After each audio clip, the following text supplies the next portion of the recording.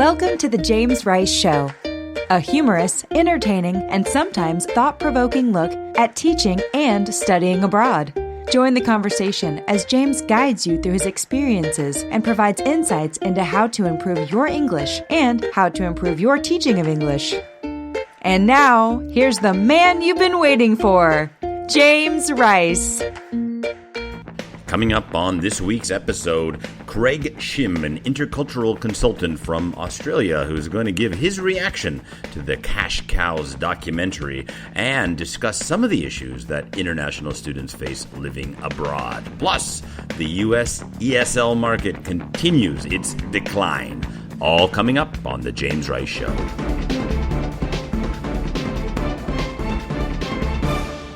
Hello, my students and fellow teachers out there. Welcome to the James Rice Show. This week, I am James, broadcasting from Toronto, Canada, where we are the home of hopefully, the future NBA champions, Toronto Raptors. If you guys are following the NBA basketball finals, the basketball championship is tonight in Toronto, so the whole city has gone crazy for the Toronto Raptors. So if you're following that, hopefully you can send us your energy and send us your prayers that we can win our first ever Toronto NBA championship. So welcome to the show. I am James, and I'm very excited to be here with you. I am the author of the Study It ESL textbook series and a series creator, as well as I've co-written a number of those books, and you can find a number of those textbooks for ESL teachers, for ESL students on Apple's iBooks or Amazon. You can find it there as well, but we'd prefer you download it on the Apple series because it's a much, much better textbook. So if you're looking to do some self-study, you can. And self-study is maybe what a lot of people are doing because the U.S. market is really on a decline. If you want to study in ESL, USA is not the place that students are going to. In fact, there's been a huge 10% decrease in 2018 in the numbers studying ESL in the USA. Wow, it's a bit of a shock. So we'll break down those numbers a little bit later on in the show. But this week, we will return to Australia to continue to look at the growing international student concerns there. And we are welcoming Craig Shim, who is an intercultural consultant, to the show. He has written about the Australian broadcast company TV show Cash Cows on his LinkedIn profile, and we reached out to discuss his concerns with the international education industry in general, as well as, of course, in Australia. Now, Craig is also working on a project called Project Global Citizen that has surveyed over 230 international students from 45 different countries, and he says the challenges that international students face in Australia and around the world are much, much bigger than what the Cash Cows TV documentary has reported. Bigger than what is reported. Wow. So if you haven't seen Cash Cows, I highly recommend it. It is about international students in Australia and the fact that many universities, or a few, maybe not many, maybe not a majority, but there are some that are lowering their English standards to attract international students. And of course, they attract more money. And that's hence the name Cash Cows. So Craig is coming on the show a little bit later to discuss his feelings and his the issues that he feels international students are having based on his study. So it's quite interesting. Now, interestingly enough, this week, just this past week, the Auditor General from 3 states in Australia. Now, the Auditor General is a person who watches the money for the government, and he looks out for potential problems in different areas and departments of the government. The Auditor General this past week in Australia came out and warned universities in Australia that they are getting too many international students from only a few countries. And this is very dangerous for them. Why? Well, I mean, for example, Australian universities that get too many students from China, and if the Chinese economy goes down, then the universities will have less money, and they'll have to lay off people, and there'll be a whole bunch of new problems. So the Auditor General wants them to look for new countries to market to. In addition, the Education Minister of Australia is saying that universities need to make English skills better and make sure that if a student gets into university that they meet the national English standards. All right. Now, the Education Minister, not the English, but the Education Minister of Australia. His name is Mr. McLaren. Sorry, I think I missed his name. It's in the Pi News, but he reported that a very significant portion of students have been admitted with what are described as very generically as other qualifications instead of qualifications like from IELTS or things like that. So, and he stated that we, the government, we're interested in getting behind that category of other.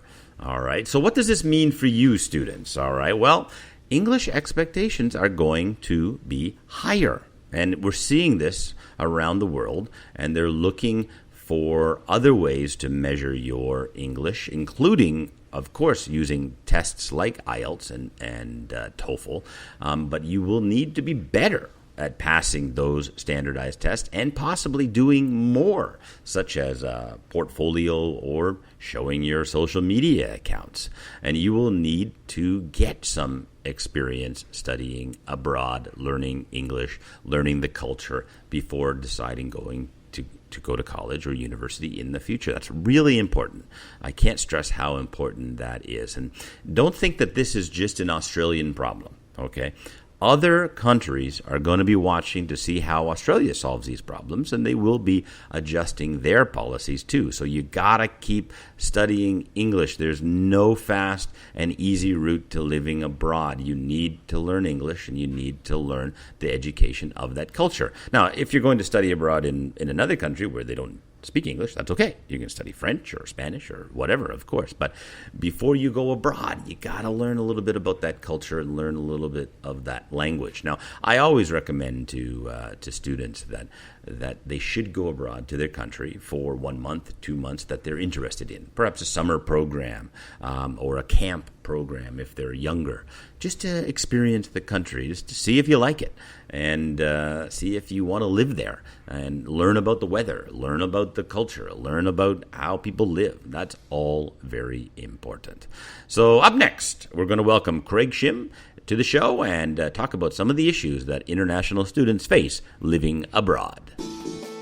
The Study It textbooks are the first ever completely digital and interactive English as a second language textbook series. Once downloaded, these textbooks do not require a Wi-Fi connection. Students and teachers can use them anywhere, anytime. Used in over 40 schools, universities, and NGOs worldwide. Study It is the future of English teaching. Visit www.studyitbooks.com for more information.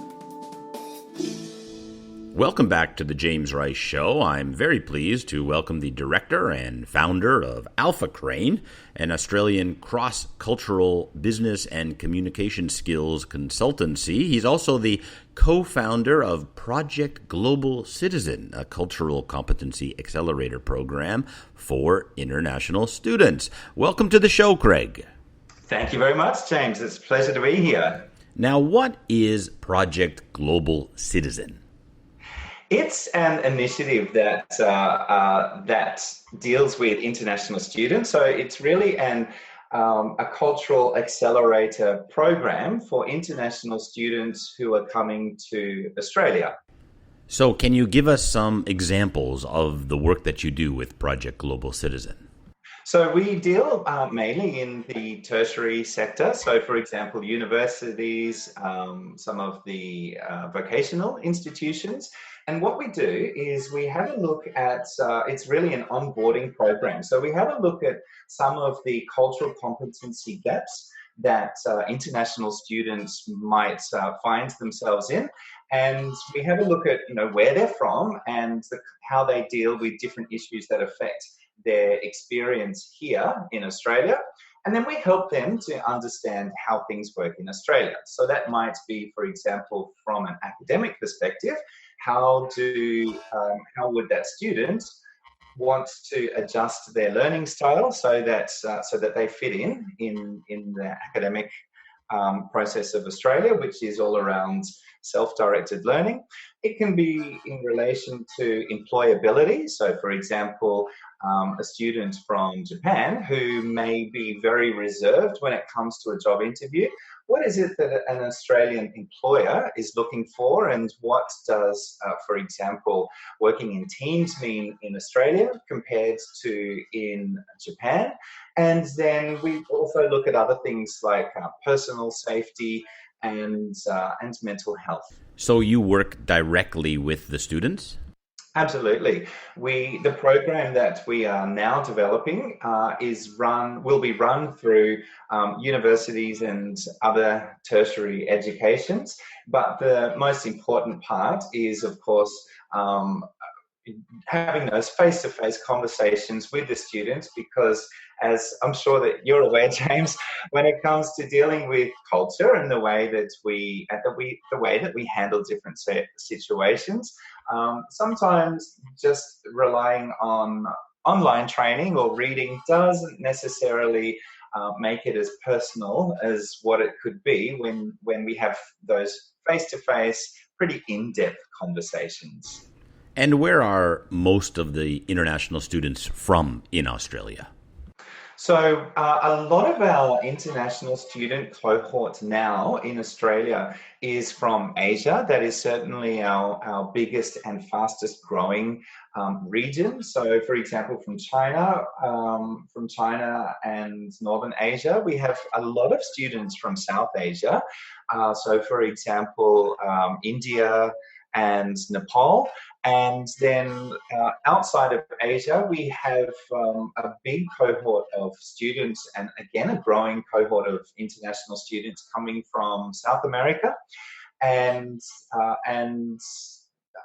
obviously there are other regions from around the world, but these are the ones that, number one, are the biggest markets and fastest growing markets. And number two, when it comes to some of those cultural differences, these are the markets where some of these students are quite frankly at risk when it comes to making sure that their student experience inside and outside of the classroom matches what their expectations are when they come to Australia.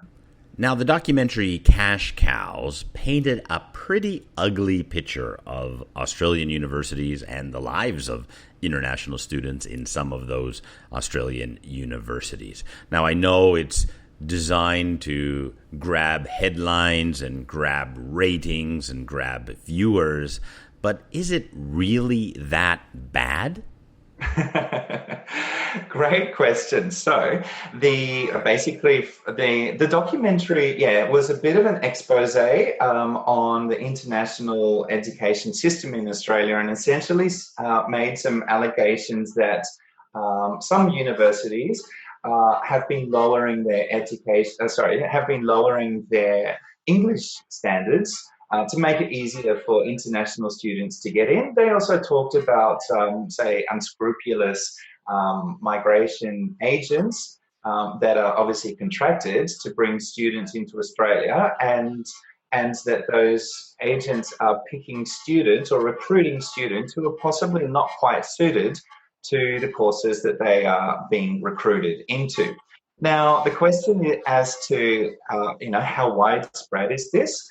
Certainly, the documentary painted a pretty bleak picture of Australia, and for me, working with the sector, I most definitely would say that is not the experience that most people have. That is not reflective of the overall industry. And it's certainly not in line with the satisfaction of students. I'm sure you're probably aware of the international surveys that happen in terms of student satisfaction. Those surveys consistently show that the satisfaction levels of international students coming to Australia is very high. Having said that, one of the reasons why I was keen to comment on that particular documentary is that possibly there is an element of truth there, and that certainly rings true with a global survey that we did last year, which shows that, yes, there are certainly some cultural reasons why students might get into some of the problematic areas that were highlighted in this documentary. So, for example, some of the cases that were cited in that documentary included self-harm for students who weren't able to adjust too well. And to me, the question is there room for improvement in our industry? And I would say absolutely there is room for improvement. So the documentary talked about self-harm that international students are experiencing, as well as other problems, plagiarism, financial issues. What are universities doing to help international students? Sure. So let's talk about, say, plagiarism as an example. The university sector in Australia, and in fact, not just universities, but tertiary education sector is highly regulated here.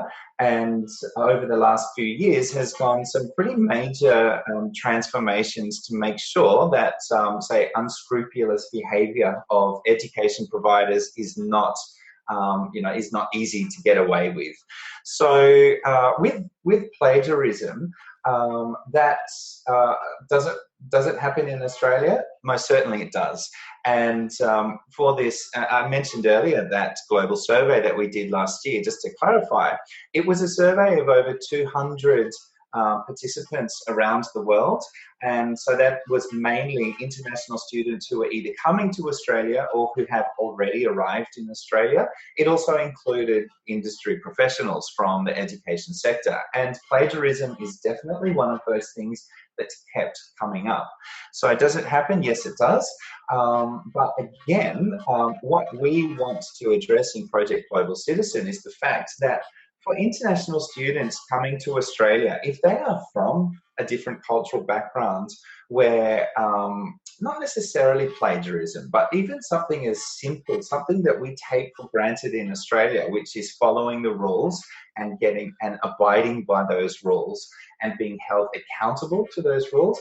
If a student is from a place where that attitude towards rules is quite different, then it makes perfect sense that under the enormous pressure that they have to succeed in Australia, they might think that it is okay to try and get away with plagiarism.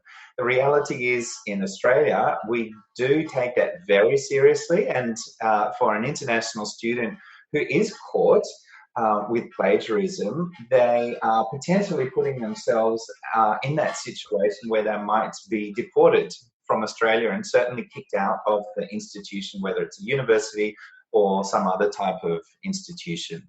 So from your survey, what were the biggest problems that international students and educators mentioned? So from the survey, we found that some of the biggest problems related to, academic was one of them. So for example, the way we learn, even something as simple as the expectations that international students have of their teachers or their lecturers. So, quick example, if a student is from, let's say, an Asian country where they have been brought up in an education system that is based around rote learning and listening to the teacher and memorizing everything. When they come to Australia, their expectation, and this certainly came through in our survey, their expectation is that the teacher will teach them everything that they need to know. Now, as I believe it's the same in Canada, or very similar in Canada, but certainly in Australia, the learning style is very different, whereby a student is expected to not just listen to what the teacher is saying, but it's important that they actually, do their own self-directed learning. So it is up to the students in Australia who are coming to Australia as well, that when it comes to, let's say, a topic, then they need to be able to stand up in class and explain their opinion or their view, and they need to be able to justify their view. And furthermore, they will be critiqued on their demonstration of how they have analyzed that problem. Now, this does not happen to the same extent in many, many other countries. And so if students are not explained what I refer to as these unwritten cultural rules of how things work in Australia, then they can really struggle. And certainly for an international student who is not used to, say, questioning a teacher or standing up in front of a class of strangers and being critiqued on their opinion in front of a group, that can be really, really difficult. And that's where I believe that we, in terms of the education sector, need to be able to help these students, number one, understand what is expected of them, what they should be expecting of their teachers. And number two, it's not just understanding, but how do you deal with it if you are in that situation that you are very uncomfortable to stand up in class and have a say and be critiqued. How do you deal with that? And that's what the types of very practical strategies that we cover off in Project Global Citizen. And the documentary Cash Cows is suggesting that the students are coming in with such a low level of English and being accepted by universities with a low level of English that essentially they're being set up to fail. Look, that is a very true point. If students do come in with such a low level of English and they are, they become more vulnerable just in terms of, say, understanding what's going on in the classroom, but even just making those social connections, that is a really dangerous situation, not just for the students, but obviously for our sector, for the education sector in Australia. And I believe it would be the same around the world, because that reputational damage of a student who doesn't have a great experience and goes back to where they came from, or they move to another place, and if they're not lifelong ambassadors for us, then that's not a great thing. The degree to which that happens, I can't really comment on that, but I certainly, as I mentioned before, that documentary painted a very bleak picture, and it's quite easy for someone who watched that documentary to draw the assumption that that's a rife practice in Australia, which from what I observe is not the case.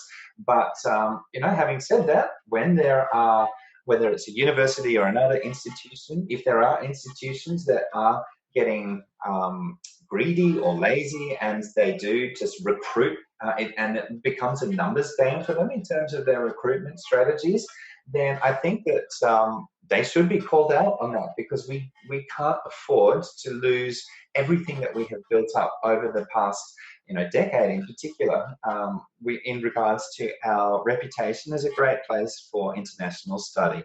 I'm glad that you used the word dangerous in your answer there, because one of the things that Cash Cows talked about was the high number of international student suicides in Australia in recent years. And it is hard to get those numbers and to find out those numbers. But there has been something published from UBC on student suicides, and it tends to be related to academic stress, academic pressure, test stress.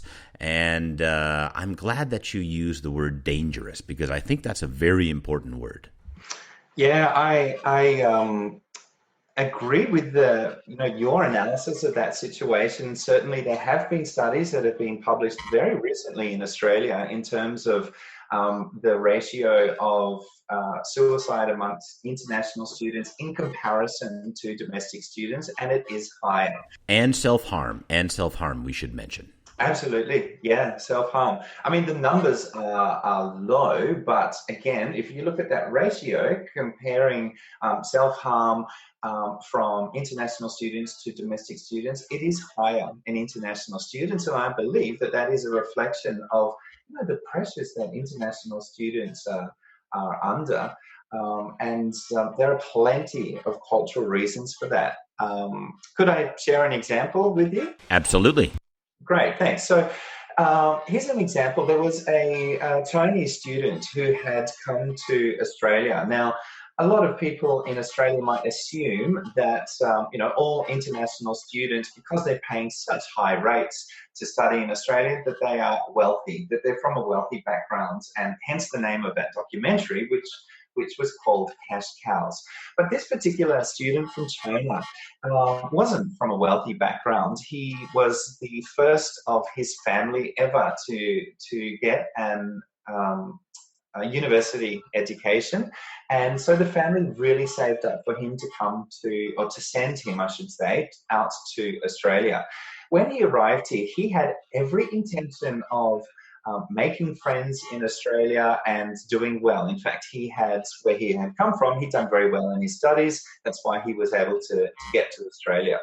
Now, when he got here, he found that because of the difference in the education style here, he started to fall behind in his studies. So although academically he was very bright, what was happening is that, when it came to those classroom presentations, he really was so far out of his comfort zone and really shied away from participating in the classroom the way that the lecturers were expecting him to participate. So he started to fall away behind in his studies. That obviously causes a lot of stress because he is, coming from what we call a group-orientated or a collectivist culture, whereby there's a lot of pressure on the family for him to represent,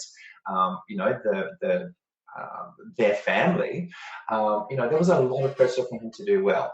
So number one, he started to fall behind in his studies. Number two, he needed to get work while he was here, but again, he was just not able to find work in Australia, and that's not because work is not available. Certainly, the work is out here, and students do have rights when it comes to working in Australia. But the way that he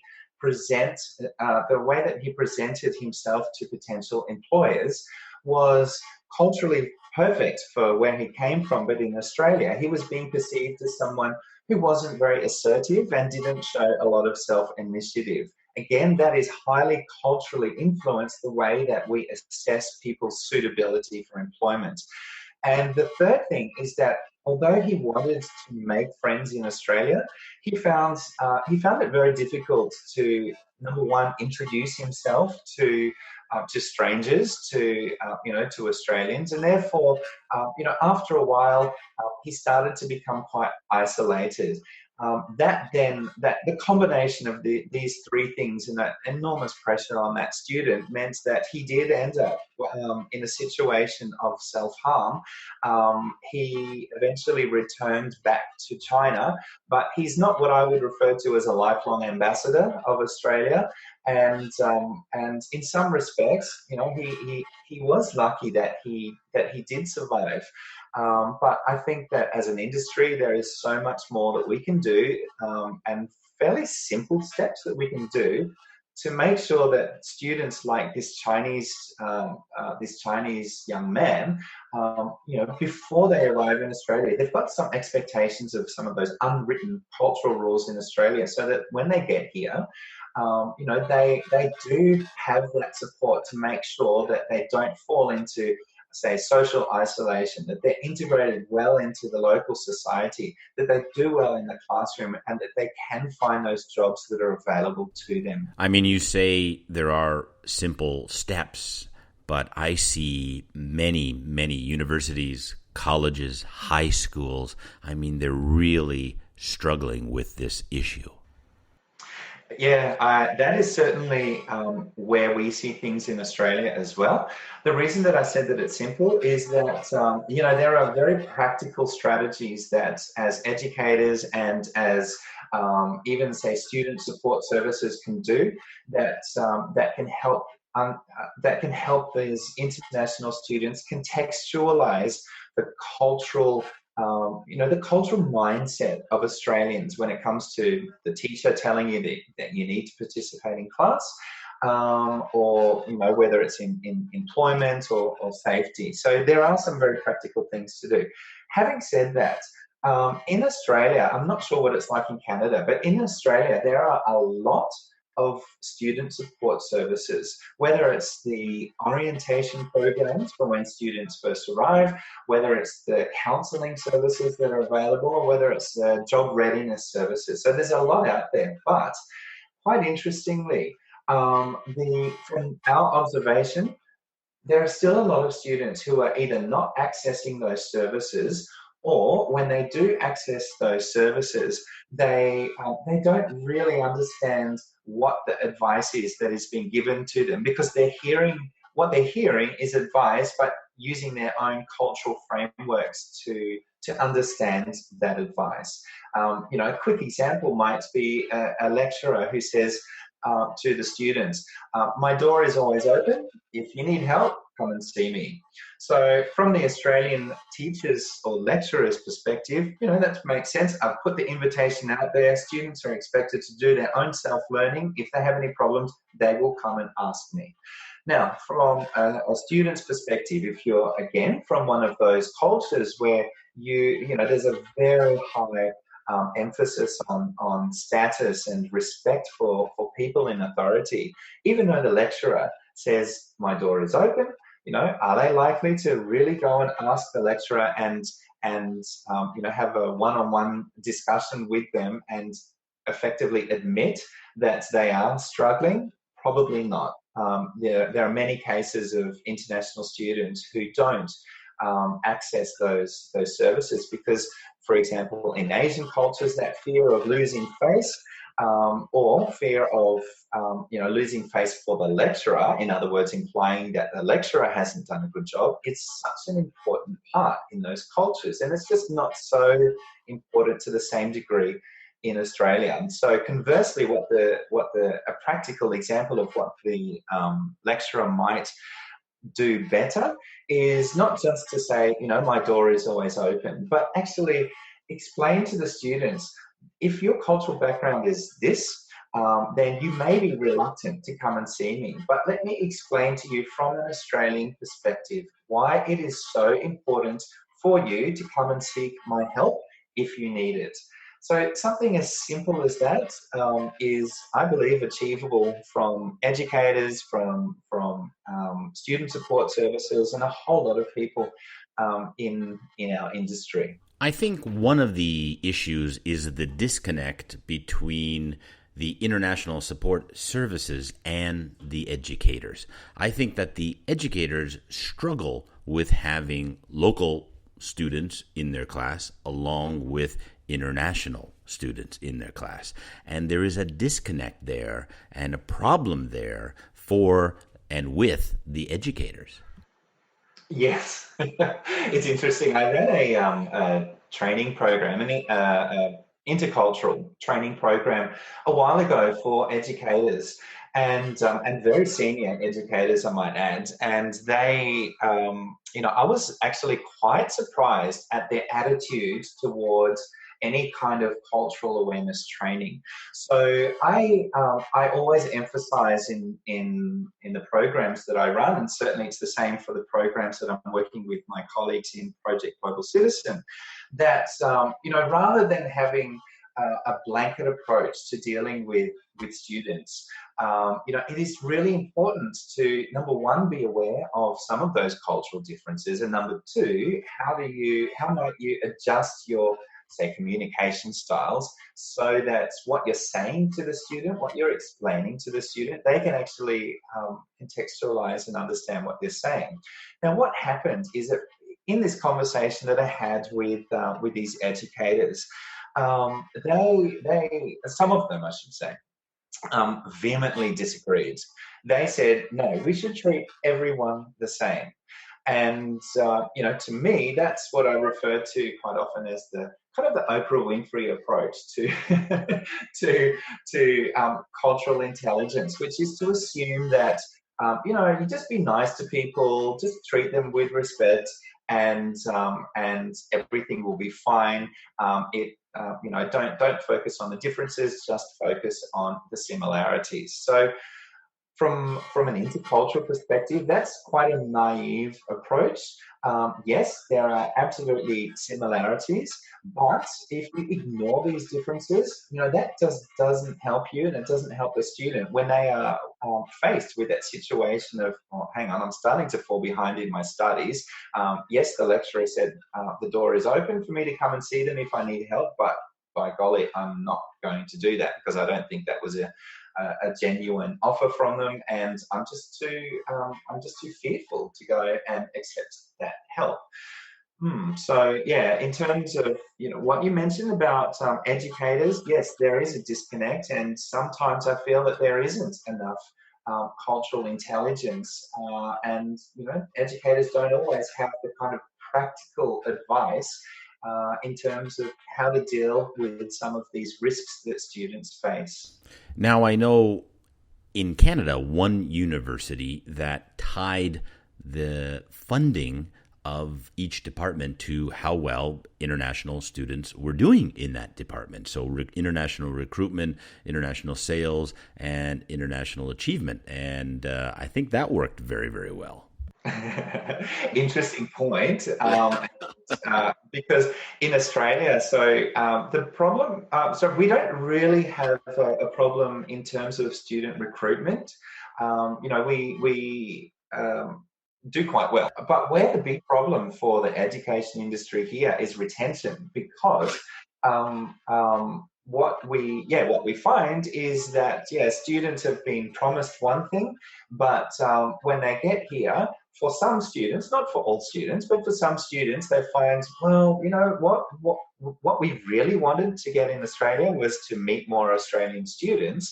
And some of them are finding that, well, if they're in a class full of students who are purely international students, and we don't really get much of an opportunity in the classroom to interact with locals, and then if we are uncomfortable outside of the classroom to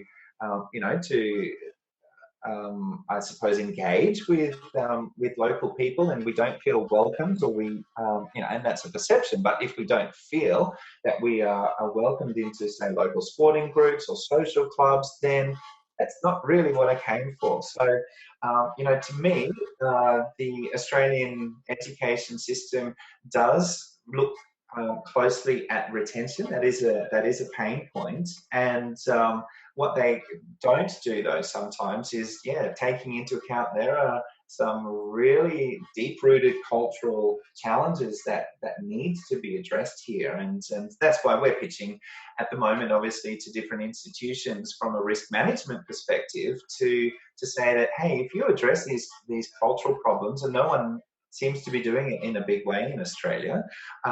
If we address these deep-rooted intercultural problems, or challenges, then that will most certainly help with retention of international students. Now, you work with a number of educational institutions, universities, and colleges in Australia. What are their reactions to the documentary Cash Cows?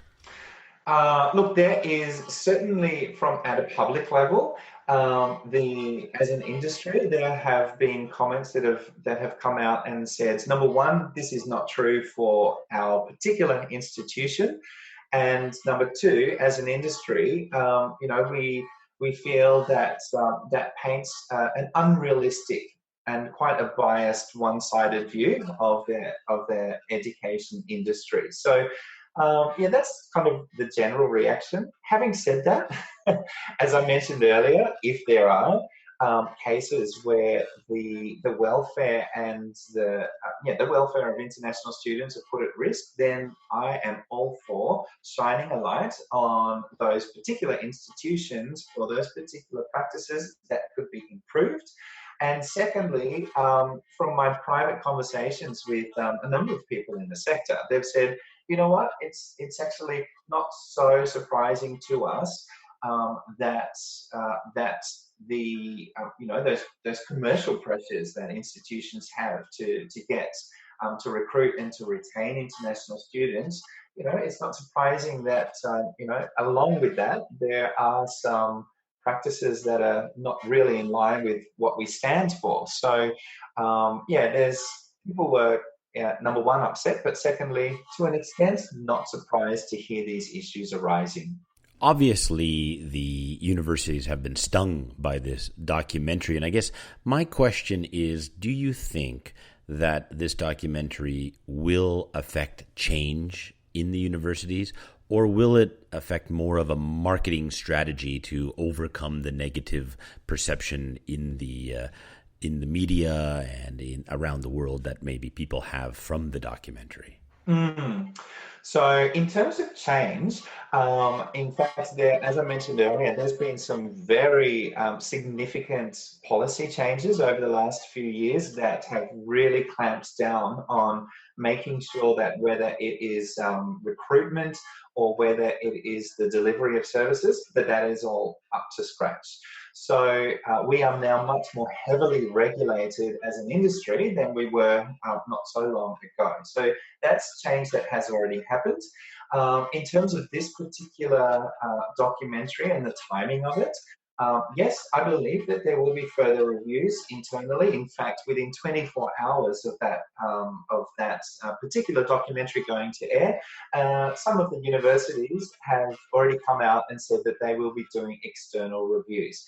And the reality is that international education is such an important export market for us as a country that no one is prepared to just kind of let these kind of exposés go unnoticed. And so there is a genuine concern from the industry to make sure that we tighten things up and don't have a proliferation of the types of poor practices that were illustrated or certainly alleged in that documentary.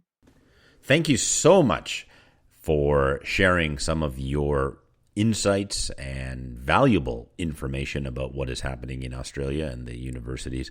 It is much appreciated. Would you like to share your contact information for the listeners if they want to get in touch with you to learn more about Project Global Citizen? Oh, thanks, James. I appreciate that. So if anyone is interested to find out a little bit more about Project Global Citizen, we do have a website, which is projectglobalcitizen.com. And of course, I would be more than happy to chat with anyone around about this. And probably the easiest way might be via LinkedIn. Just look up Craig Shim. That's CRAIGSHIM, or via my company website, which is alphacrane.com.au. All right. Thank you so much, Craig, for coming on the show today. I really appreciate it. It's such a pleasure. And I must say, James, it's such an honor for me to be able to speak with you. I'm a big fan of what you do, and I have a high regard for the speakers and the topics that you cover off. Fantastic podcast. Thank you so much, Craig. Cheers. Bye. Have you subscribed to James's newsletter? When you subscribe, you will receive a free Study It ESL textbook. Visit www.thejamesriceshow.com for more information and join today. So the U.S. freefall in terms of recruiting ESL students or ESL students choosing to come to study in the USA continues. So freefall means decline for those students out there. And less students are studying English in the United States. So in the numbers are out, and in 2018, there was a 10% decrease according to the Institute of International Education report, which was released at NAFSA 2019. And it is very, very bad news for language schools in the USA. Now, China, Japan, Saudi Arabia, they all decreased their enrollment. So they have slowed down in terms of coming to the USA. Now, it should be noted that Brazil and Mexico, Brazilian and Mexican students actually increased, but only slightly. So what's happening out there? Is it the Trump effect? Now, in the past, I have not been the one that jumps on to that simple explanation that it's Donald Trump's fault, and if Donald Trump were not the president, then everything would be fine.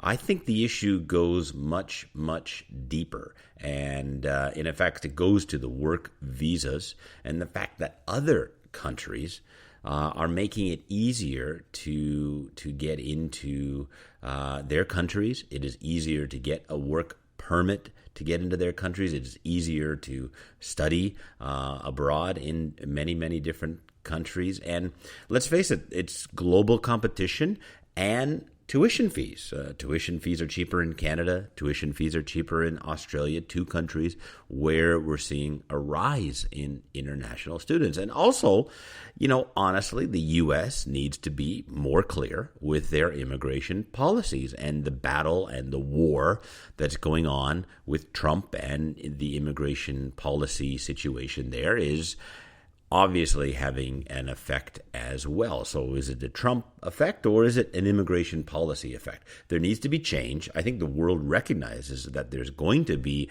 some sort of immigration change in the U.S., whether it's through Trump or whether it's after the next election. But there is going to be an immigration policy change. There has to be. And no one kind of wants to be caught in that middle, right? You don't want to be in the USA and suddenly all of the rules dramatically change. So, and that happened in Canada. Our rules changed. I guess 2013, 2014. And some of the students who were living there and attending my school had great difficulties because everything changed on them. And so you want to be careful with that, students. And U.S. educators, immigration policy makers out there, let's get your act together and get this immigration policy done, settled, and finished. All right, that's all the time we have for this week's episode. Remember, I am traveling to Vietnam starting next week. And I will be in Vietnam. I will be in Japan. I would love to meet listeners who follow the James Rice Show, and follow me on Facebook as well, James Rice Show, and I'll update you on where I am in Vietnam and where I am in Japan, in Tokyo. So if you want to come on the show and talk with me or just chat about education and opportunities abroad, let me know. And hope you can drop by some of the places that we will be at. Alrighty, so thank you guys. As always, I can't do this show without your support and your feedback. We really appreciate all of you tuning in every week to the James Rice Show. And I really, you guys know how much I love you guys, and we're a little family here of students and educators and teachers all talking about how to make that international student experience better. So thank you guys as always, and please remember, be crazy. Thanks for listening to The James Rice Show. Don't forget to subscribe to our newsletter and send us your questions or comments at www.thejamesriceshow.com.